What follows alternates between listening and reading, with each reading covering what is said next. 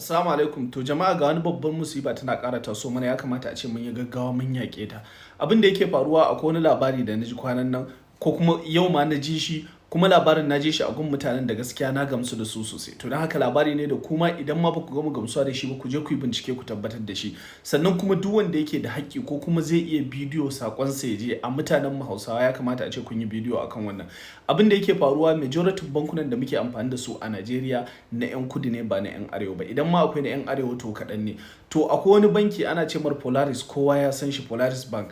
Abin da yake faruwa, federal government ta saida wa wani dan jihar Gombe wannan bankin, ma'ana dan arewa. To hakan yayi wa 'yan kudu ciwo, saboda suna ga kamar su ne ma'aikatan wannan bankin, su suka raya bankin, ta za a sayo da wa dan arewa wanda bai cancanta ba, sai dan kudu za a saidawa. To don haka an riga an saida wa wannan dan Gombe bankin, federal government ta saida mar, amma kuma ba a riga an yi handin over an bashi bankin ba. Da haka ba abin da ya sai akan bankin.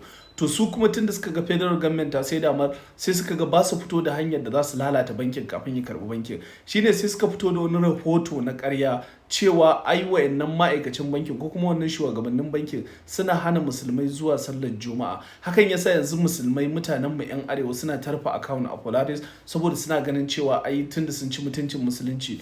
To wannan rahoton an nuna cewa na ƙarya ne, 'yan kudu ne suka hada shi saboda suna so wannan bankin ya lalace kafin wannan dan arewan ya karba. Shi kuma yanzu ba zai iya fitowa ya magana ba wanda ya sai bankin, saboda ba a mar handin over ba, a doka bai isa ya ce komai ba. To don haka abin da ya kamata, mutane da yawa, malamai na gansu sun fito sun yi magana, sannan kuma akwai mutanen da na yadda da su irin a social media, su ma sun fito sun yi magana, suna ta yada abin, sun ce me a yada wa mutane. Don haka duk wanda zai iya faɗa a ji, ko a storin WhatsApp ne, ku yada maganan nan cewa duk wanda yake da yanci ko yake da dama ya dage ya buɗe account a Polaris. Kuma idan kana da account labarin nan na ƙarya zo ma, to ƙarya ne, kada ka rufe account ɗinka. Sannan kuma in kana da damar ma da zaka ƙara buɗe wani account ɗin, ko da baka rufe naka ba, to ka buɗe a Polaris ka fara aiki da shi, saboda ɗan arewa ne ya siye shi, kuma 'yan kudu suna so su ga bayan wannan bankin kafin ɗan arewa ya fara amfani da shi.